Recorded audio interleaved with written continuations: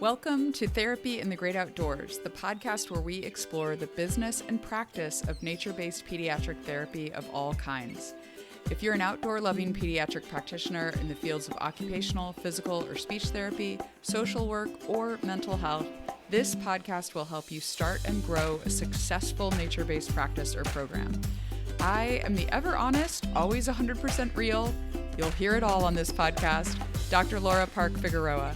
I'm a pediatric OT with over 20 years of experience, and I run a thriving nature-based practice with profitable locations in 2 different states and multi-six figures in revenue. I also host the free online community at therapyinthegreatoutdoors.com to help you pursue your nature-based therapy dreams too. Are you ready to take action on those dreams? Let's jump in.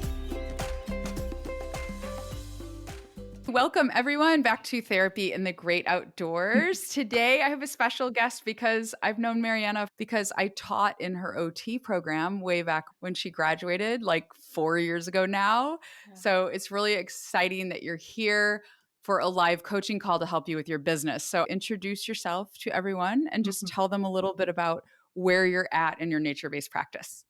Yeah, thank you, Laura. I'm super happy to be here. My name is Marianna Ayers Sordille. I am in the process of starting my own outdoor therapy clinic on my own property.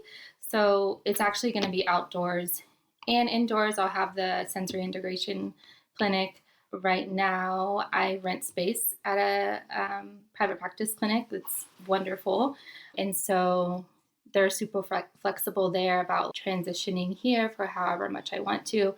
I love it there. I love my colleagues there, and I love the collaboration. I actually get some mentoring as well. I don't think I'll ever want to leave there 100%. I fear that. I'm like, oh my gosh, I never want to be by myself. But so I think that piece will always be there. But I certainly want to transition most of my caseload here. Outdoors, yeah. Yes. And at your home site, yeah. Yes. Okay, so in 6 to 12 months, what would your dream outcome be in your nature-based practice? To have, I would say, 80% of the clients that I see here. And then within that, and this is a question I'm on here for today, but majority of those kiddos to be kids I'm seeing for intensive therapy. So at least 2 to 3 times a week. Because, I have other further plans like providing camps for spring and summertime. But yeah, 6 months to a year, I would say that's actually pretty ambitious. Maybe let's say 80% of my caseload here at my house. Okay. Yeah. How much is that? How many kids is that? When you say 80%, how many kids are you currently seeing? Yeah. And are you pulling those kids from is this okay with your employer that you're taking kids to your practice? Are you meaning all new kids? Totally. That you would be? Yeah. So all new kids. So I have my own practice already. I rent space. So I'm running my own business, all that, but I pay for the space that I rent there weekly. But I also do get, not weekly, per session, but I also do get referrals through that clinic as well. They're more established. Sure. But I have a medical contract as well. So I do get some of my own referrals, and I just recently started getting, for the little bit I've put out into the world on my website, that's nowhere close to being done. I have started to get a little bit of traction there. And that's something that I work out with the space that I rent from as well. They're flexible and it goes both ways. But my medical contract clients would certainly come here no matter what, unless they didn't want to stick with me. But the referrals I have from them would most likely stay there unless there's someone who lives super close and and I would probably pay or something to have them come here. It's just if they really wanted to stick with me. But flexible. So you're talking about basically, I just want to be clear on what our goal is here. So you're doing the exact same thing I did when I started my nature-based practice. And I was basically able to I was renting space at a clinic for my own clients that I was responsible for booking and scheduling and all of that. And I Yeah. was just renting space at the clinic. And then when I decided to take my work outdoors, I basically just took those kids with me because they were my clients. So that's a Okay. lot different Yeah. than what I was thinking. You were like an employee at this clinic and they were supporting you. And so it's much easier and Yeah. cleaner the way you have it, is that Yeah. you're renting space, they're your clients, and you're going to move, right? So is your thought that you would move though? Are some of those clients coming with you? I'm trying to get a number for how Mhm. many kids we need to have you Yeah. hit this goal that you have of having 80% So, of your caseload be at your property, at your own property. yeah, thank you for that. So, a couple of things. I rent space there. Right now, I have time Mondays, Wednesdays, and Fridays. And Wednesdays is just Okay. like a half day. And then, it has been a challenge to get clients in the morning time. So, right now, Yeah. I have about 15 clients, and that actually feels really good for me. I don't think Okay. I'm ever going to be someone who wants to have like 3 clients a week because, as we know, there's so Right. much other work that goes into it, but also just for me and my health and what feels comfortable, family and work balance, that seems like a really good number for me right now. And then when we throw in like intensives, that number might be a lot smaller. Yeah. Yeah, exactly. So why would the people from the clinic not just follow you to your property? So, because some of them are referred, they were referred directly through the clinic that I work at. Okay. Okay. So I you're mean, being respectful and continuing totally. to see them there. Yep. Okay. Yeah, yeah. And then we're starting to talk about transition date for the days that I will stop there and onboarding them to someone else or changing their schedule. Yeah. So Okay. it really depends, I think, on my end, the availability of other clinicians there, whether they're able to take over, and then of course Totally. the Yep. family's availability to come here Yeah. and if it's like feasible because it is a little bit different in terms of geographical location. Okay. Yeah. How far away are you from the clinic? Your location where you live? I am 30 minutes without traffic, but typically like Yeah. 45, 50 minutes, depending on the time of So day. that's Yeah, Yep, that's going to impact, especially with time of day, right? That's going to impact because a lot of kids are coming after school hours during rush hour. So that will impact. You might actually have a situation where you do need to build new clientele totally. for your practice on your property because Yeah, the distance is just too much. I know Bay Area traffic and it's just that's what we didn't really say that. Like you're near where my practice is, but probably gosh, Clayton is like probably an hour from where yeah. my practice If is, not right? more Like in from where Oakland, where I live, I think it's a little maybe even more. more with Yeah, traffic. Yeah, traffic so for we're like an hour and a half. yeah. Yeah, Yeah. So I know the area where you are is all I'm saying in the context of this conversation. So what is getting in the way right now? And that's what I want to spend the bulk of the time on this call on. What is getting in the way right now, or what challenges are you having with getting to that goal of having the number of clients that you want in your practice within yeah. the next 6 to 12 months? First off, like the bathroom and things here, like physical things that I need here, and Mhm. then like safety considerations, there's things that have to be done here.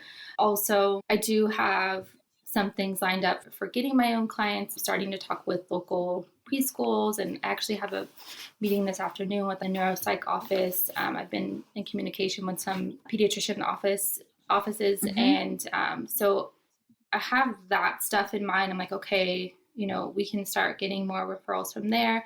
I also have um, a medical contract with Kaiser, and I'm also going to start seeing feeding clients with Kaiser as well. Things are picking up in terms of being able to get some kids here, but for me, I'm really trying to nail down what is like really my niche. Definitely, I know that having the outdoor space is like a huge niche, right? But and then having and the sensory clinic, I'm just like I know some of the clients that I see, I don't know how they would do right away outdoors. Some of them really need that hands on, super close support. Yeah. I No, really want you're to great. market it like I really love being able to work with families twice or more a week. I really enjoy being able to work with families in a more short term, like intensive model. Okay. I know that it's done, like STAR and ASI clinics do it a Mm-hmm. lot. And then figuring out how to, because I really think I'm preferring to just do the private pay model. And so understanding how to do either like packages, or for intensives, am I just charging per session? And then also how do the package options work in terms of setting goals? So are we setting goals per therapy package? And then, yeah, so I've thought about having a payment system, like something like a firm or something where families can use, because it's a big investment, especially for intensive financially, which ends up being like the same, right, for the longer term clients who are Mm-hmm. seen less frequently. But then also thinking about too, okay, if I see a child for 20 to 30 sessions in a few months, are they going to be ready to completely discharge, or am I going to hold that space open where I'm like, oh, I can still see them weekly to continue tidying up on this or that? But and then so yeah, the feeding thing, which so feeding and typical OT, I don't want to do too much. For me, feeding is, we're not billing for time in the gym, but for me, it's a necessity to support a child's feeding, is to be able to Mm-hmm. have that movement. And sorry, I don't know why I started talking about that, but I'm just thinking like trying to narrow down where to start in terms of like how I want to market myself. Yep. Does that make sense? Yeah. So we have bathroom safety, reaching out to preschools, reaching out to pediatricians' offices. You have a contract with Kaiser, and you have feeding clients. You want to do short term intensives outdoors. There's questions around packages for intensive, goals for intensives, and how people are going to pay for your services. Yes. So I think this is a great example of how there is so much to organize when you are starting any business really, but a nature-based service, right? Yeah. There's no way we're going to cover this all in 30 minutes. Like, we know this, right? Mhm. I do think focusing in on the question of your niche and what exactly are you going to offer, and some of the Mhm. questions around marketing that and how people will pay for it and setting up the system around that, you have to have those in place, Right.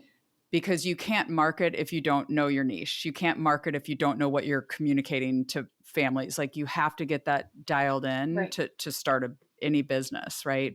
So I think And I wrote a little note here while you were talking, like, just to myself, because I think it's an interesting thing to think about, that more and more people are starting nature-based practices, right? Like, you don't have a guarantee anymore. Like, it used to be like 10 years ago, it was like if you were a nature-based practice, that was a niche. My practice was so innovative when we started. right. And now it's, who cares? Everybody does that.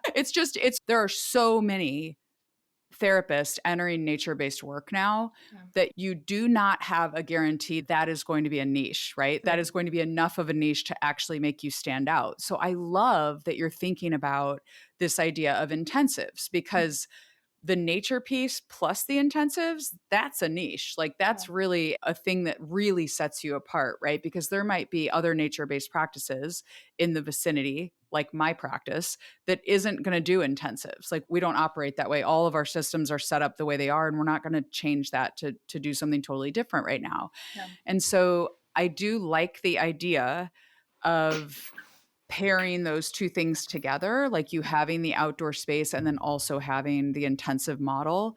At the same time, a niche also needs to be focused on a specific clientele, right? So I've heard you talk about the feeding clients. Do you want to see all feeding clients, or is how much of your caseload would you like that to be? Or is that even part of your niche? Talk to me a little bit Yeah. about that. Yeah, thank you for that.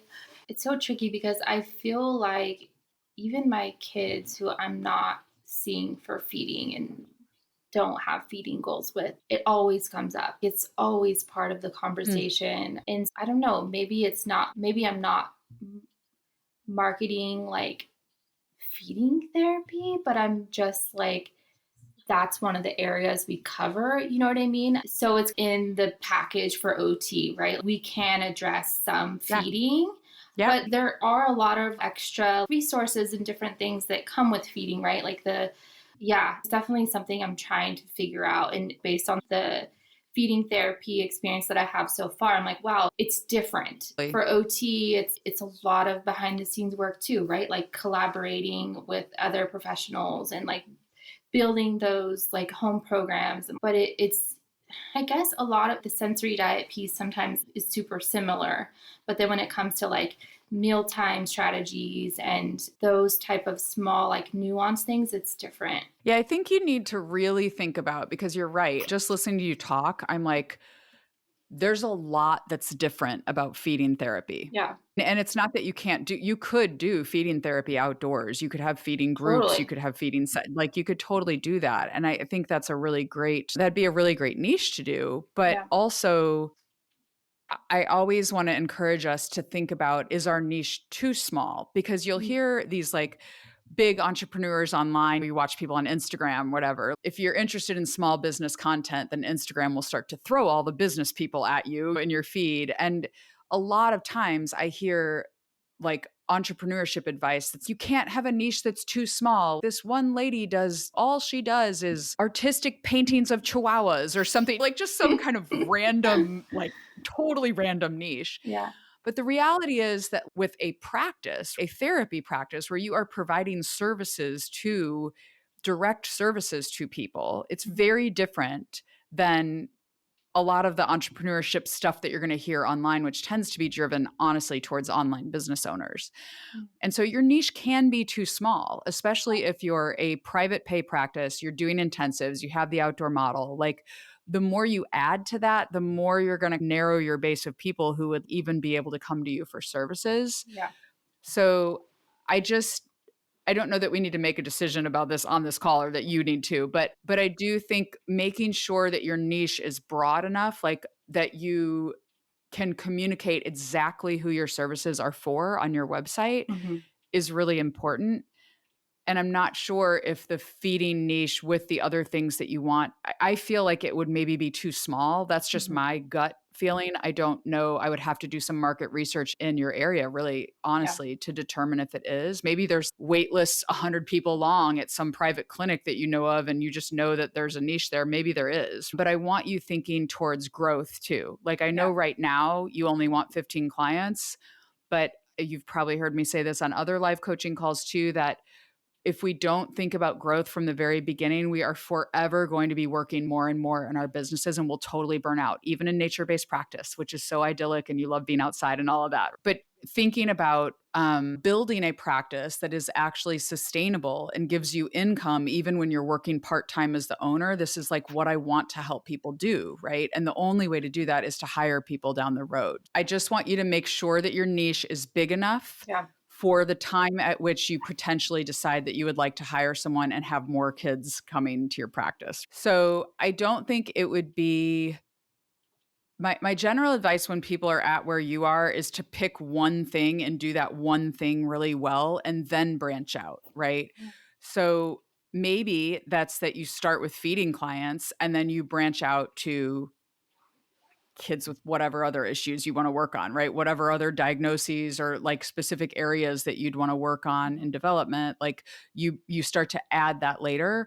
Or maybe the opposite is true, where you set the feeding aside for a minute just to get started, Right. and then you broaden it a little more broadly, maybe to kids with sensory processing disorder or something like that, where it's like a broader kind of, maybe it's mental health challenges. I don't know what you like to work with, but giving it a broader feel so that then your marketing reaches a broader kind of number of people.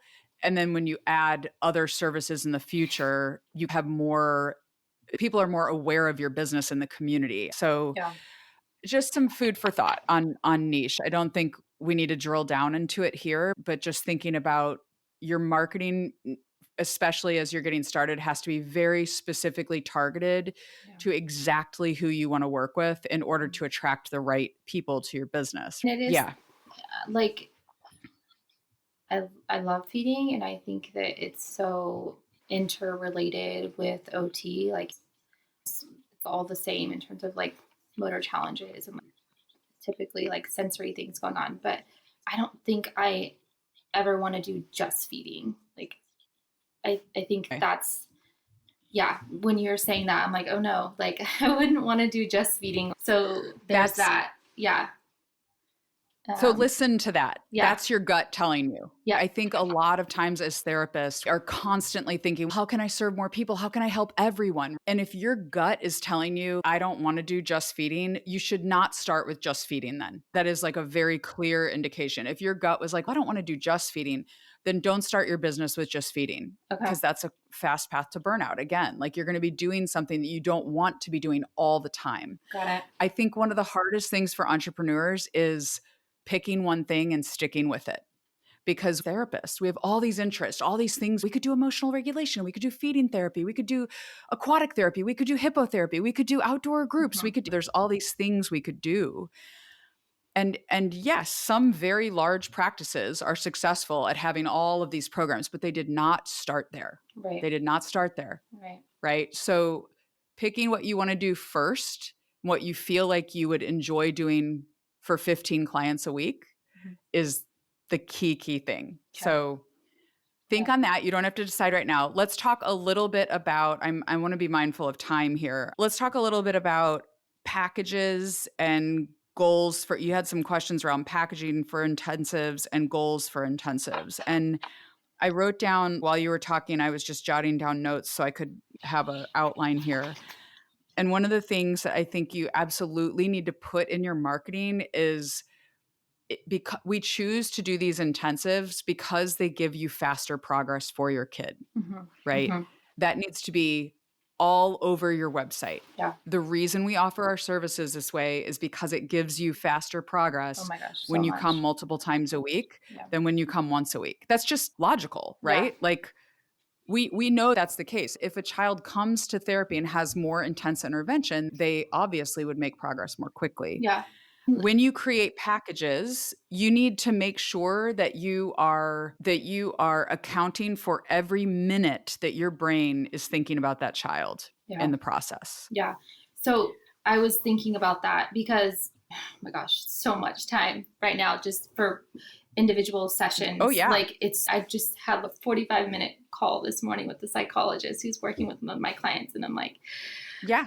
Do I bill for that? I should. But so I was thinking for the packages, I feel like it would give me more room for that too. So because the home programs and like consults, usually we just, home programs, I don't usually charge extra for, but for the parents, or I'm like, we really need to talk for an extended amount of time. Can we book 30 minutes or whatever? Yeah.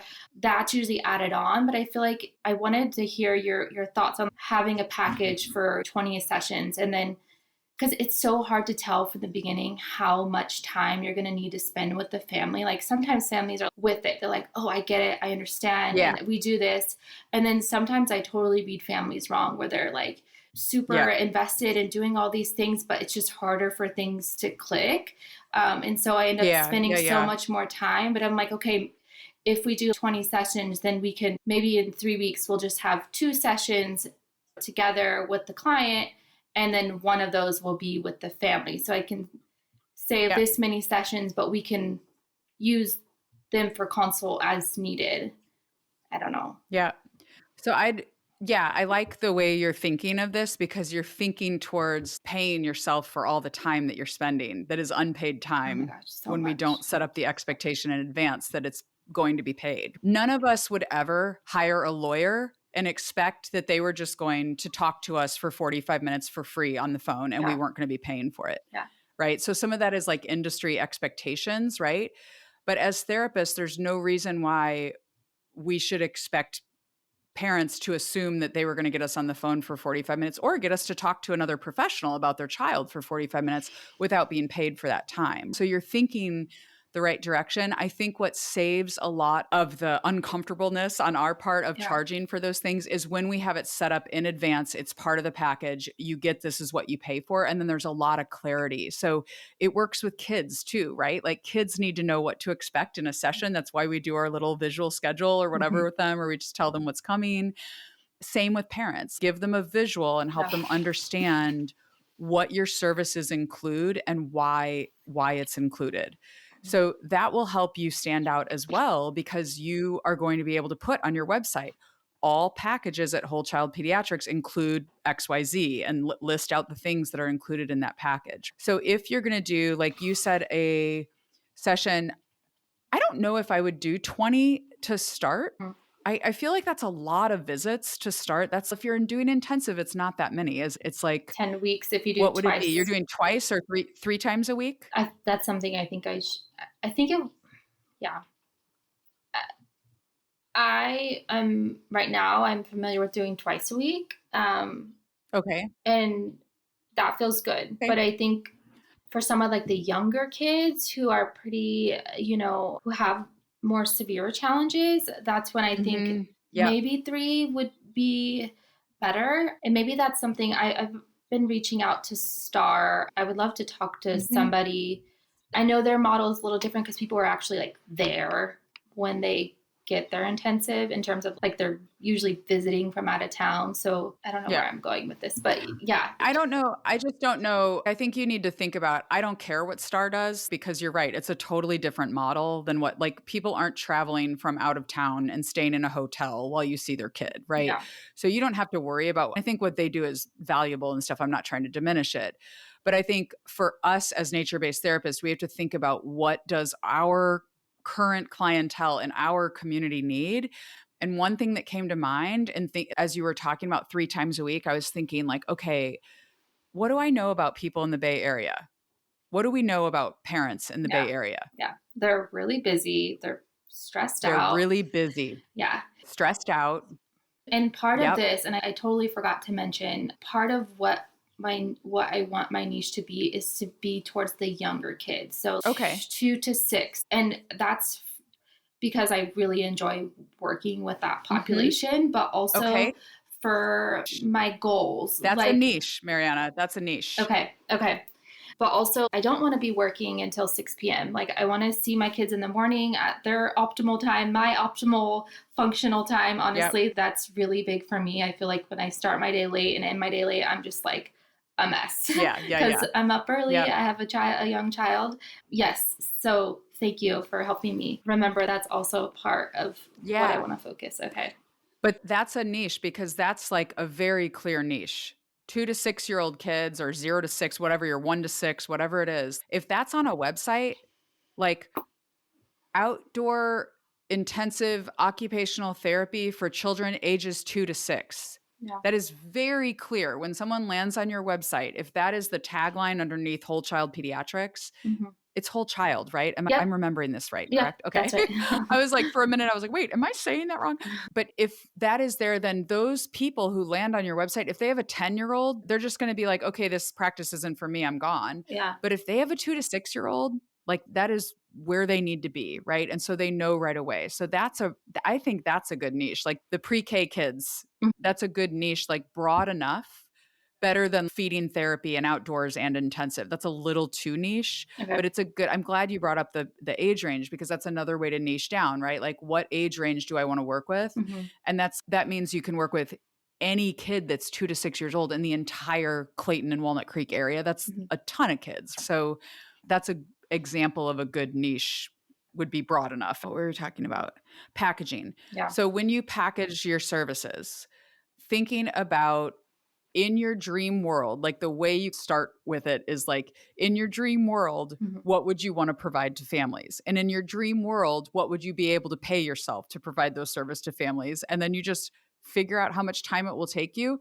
You add a little bit of extra time or extra money, or maybe pay yourself a little more per hour than you would maybe think, and then come up with the pricing for your services.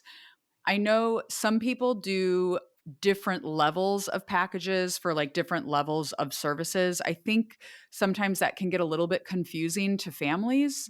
So I would say, if you're starting out, to try to keep it as simple as possible, right? Like, it's 20 visits, which is 10 weeks of services, and the dates start on this date, they end on this date. And within that time, we have 2 parent consult calls, and you get a assessment at the beginning and a report at the end, and it's X number of dollars or whatever it is. So you're grouping all those services together, and then you're charging families a rate that will pay you for all your time involved in that. So, for example, a progress report. If you are going to spend 3 hours writing a progress report for that child at the end of the session, at the end of the session of services, then that progress report should cost $600 or whatever. I'm assuming $200 an hour for a therapist in the Bay Area is like a going rate, essentially. So I'm just like using numbers that are in my head to estimate. But so just really accounting for your time, and that will free you up as you run your practice and grow your practice.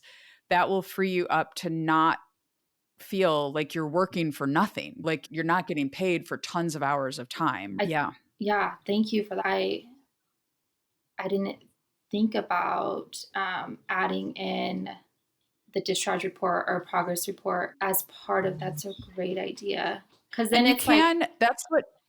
because I just wouldn't feel right to end that and then not give anything formal to say, oh, this is where we are with this. I should certainly factor that in. That was another. And I wouldn't.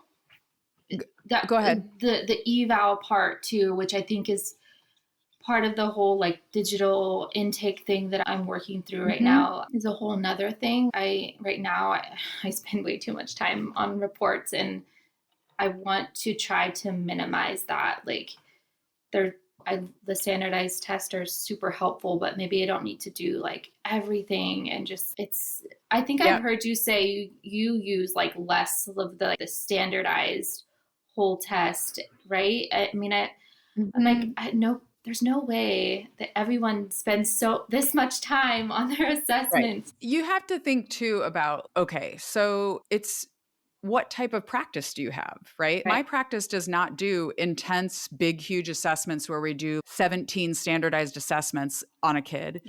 That Star Center might do, or some sensory integration clinic that's doing research might do, or something like that. The purpose of our services is not to do this super comprehensive look at the child's entire neurological system, right?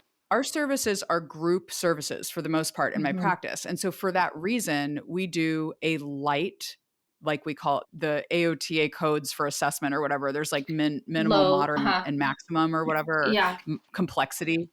So we bill our assessments as low complexity assessments because the kids that are coming to our services have to be ready for a group model of therapy. Okay, so that's the first thing. We know that there can't be intense needs there because most kids who have really need of a high complexity evaluation, they may not be ready for a group service. So we do assessments that are related to what we treat in our groups.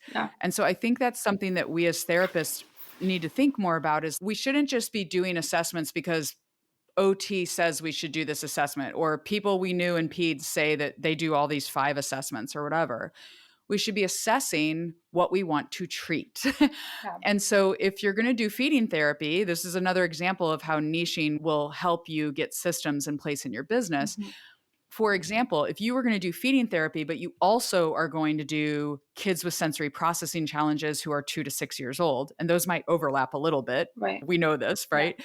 But ultimately, not all of those kids that are in the sensory processing group are also going to have feeding challenges. So you need separate systems for both of those services, right? So you need specific assessments you do for the feeding kids and specific assessments you may do for the sensory kids. So it's a good example of how keeping it simple and focusing on one thing as you get started is very helpful because you get better at creating systems as your business grows. But even now in my practice, I love systems. I love creating them. It's like one of my favorite things to do. But I have hesitated to expand my practice to like other professions, to like speech and PT, to be a multidisciplinary practice because of the systems involved in setting all that up. Like whole new intake process, whole new assessments that we need to get, so it's easiest to just stay OT and stay focused on OT. So I don't think that I'm not a proponent of doing a million standardized assessments, but again, individual therapy is different than group therapy too. So if parents, and that could be part of your tiered packages. If you wanted to do tiered packages, you could do, there's a like a light assessment, or I don't know what you'd call it. We'd have to think up some name to give it, but because I don't think I would tell people it's a min, mod, or maximal complexity evaluation, or Right. low, medium, or high. I wouldn't call it that.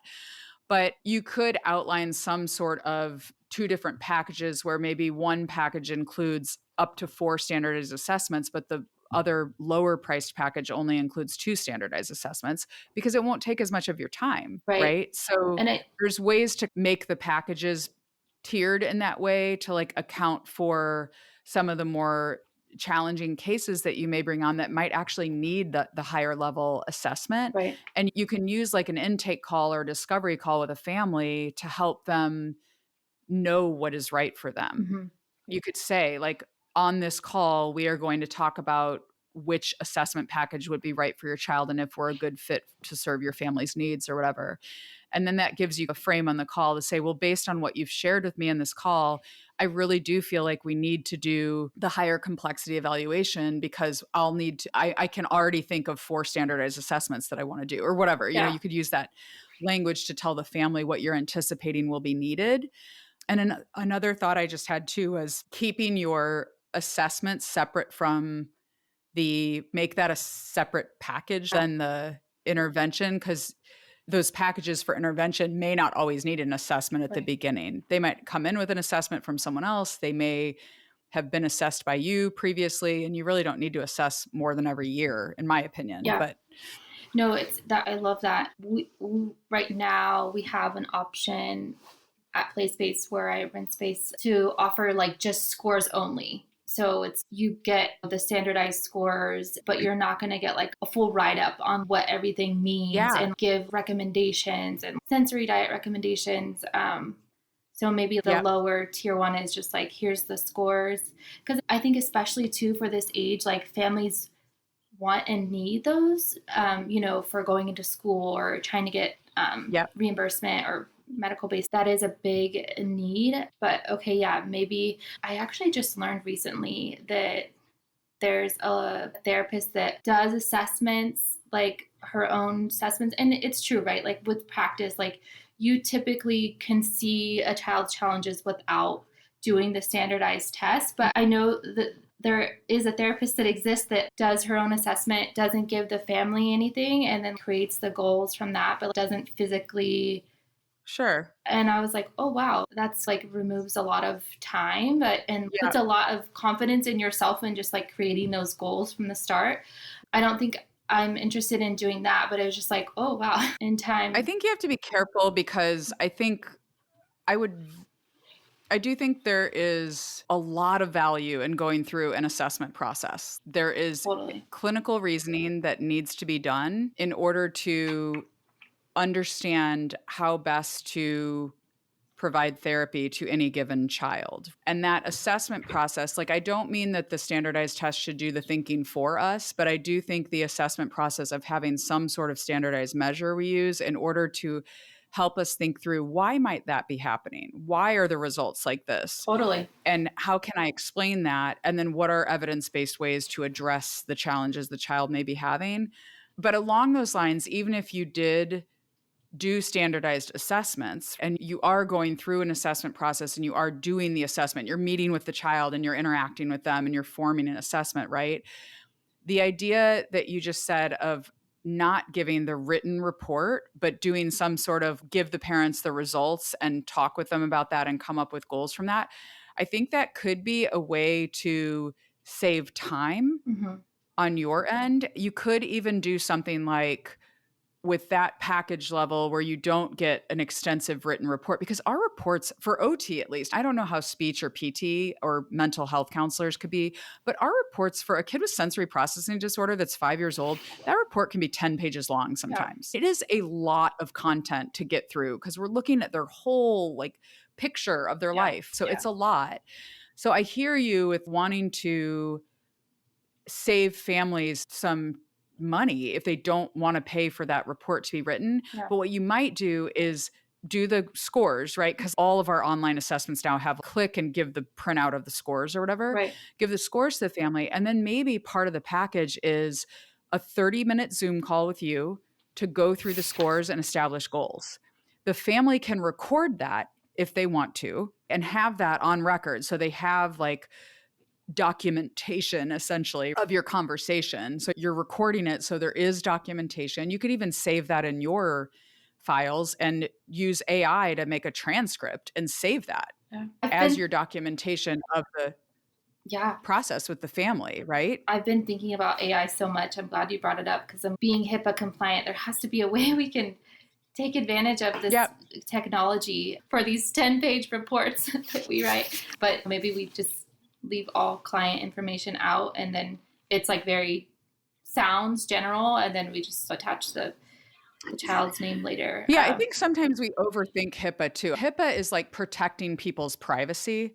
So as long as you're making sure that the platform you're using is secure. Now, I'm not a lawyer, so don't take my advice on this, but I think we overthink HIPAA essentially. Like if you were to take that video and publish it on your social media, obviously that's a HIPAA violation, right? Or if you're to take that video and store it in a place that's not secure and someone got access to it, yes, that's a HIPAA violation. But if you have an EMR and you're storing that content in the EMR that is a HIPAA compliant platform, right? Mm-hmm. Most EMRs now have a video conferencing tool that I bet you could record in. Yeah. You throw that into you just get a transcript of it. It's AI service can do that for you. And most video platform services can give you a transcript, right? As long as we're protecting people's health information, I don't think there's anything wrong with using a video conference or anything like that to communicate with families. Like therapists do this all the time. Yeah. I do think it's a way that you could save time though, if you can keep the call to the 30-minute deadline, which I am clearly not good at doing because we're at 47 minutes and 55 seconds right now. So we need to wrap up on the topic of going to call the 30 minutes. So yeah, but I do feel like that's a way you could save some time. And you could map out, if you want the report, it's going to be another $500 because it's my time to write the report, right? But if they don't want the report, it's cheaper because they meet for 30 minutes with you on Zoom and you talk to them and then you have a documentation of that call. Yeah. No, I love it. It takes 30 minutes of your time, not or whatever. I love it. Because I feel like a lot of times too, you put so much into that report, the written report and going through all these ideas, but it's just way too much for the family to digest. And then you're saying all the same things for the remaining time you're with them anyways. You're like, oh yeah, remember this thing. And it's, oh my gosh.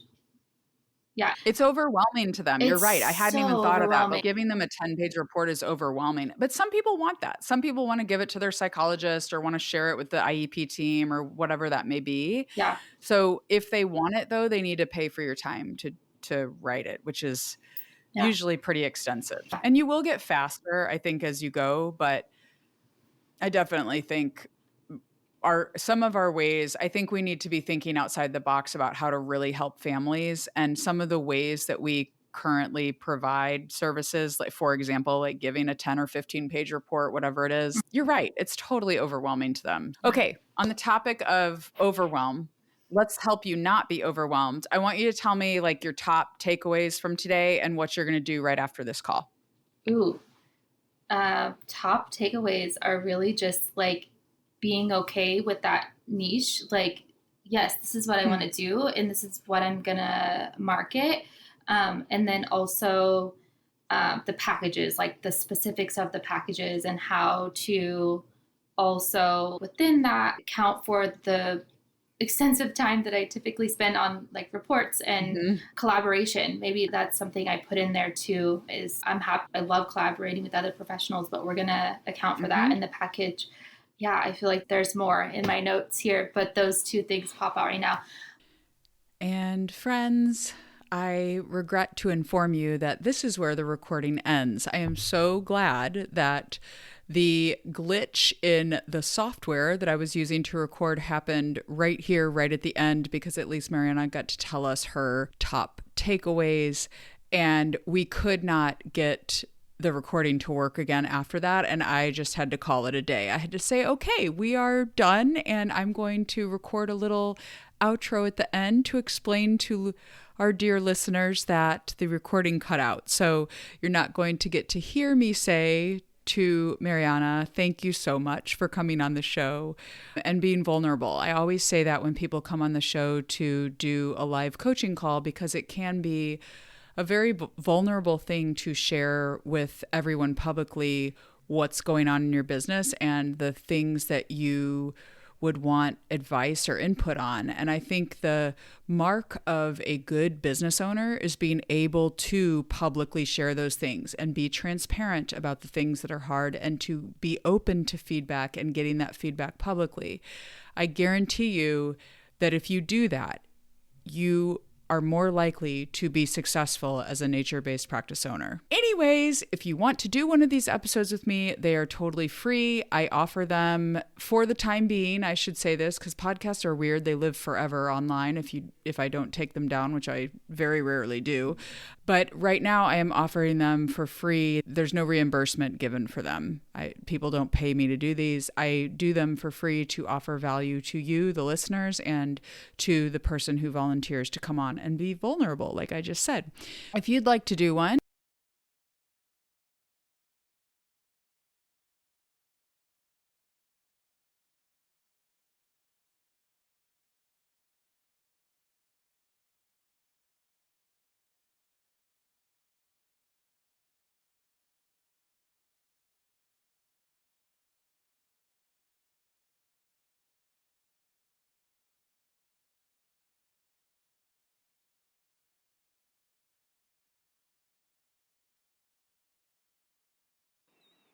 wait a second, don't go yet.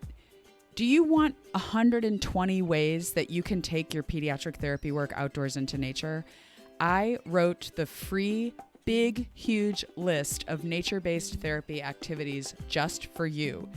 The Big Huge List will give you quick ideas for nature-based sessions. In the Big Huge List, there are activities for gross motor, fine motor, visual perceptual, executive function, balance, group collaboration and team building, social, emotional, and self-regulation skills, as well as speech and language, and a whole section just for swing activities. So go on and get your free Big Huge List so you can get started taking kids outdoors or have some new ideas if you've been doing this a while. You can download your free copy at therapyinthegreatoutdoors.com/list. So until next time, get outside, connect, reflect, and enjoy therapy in the great outdoors.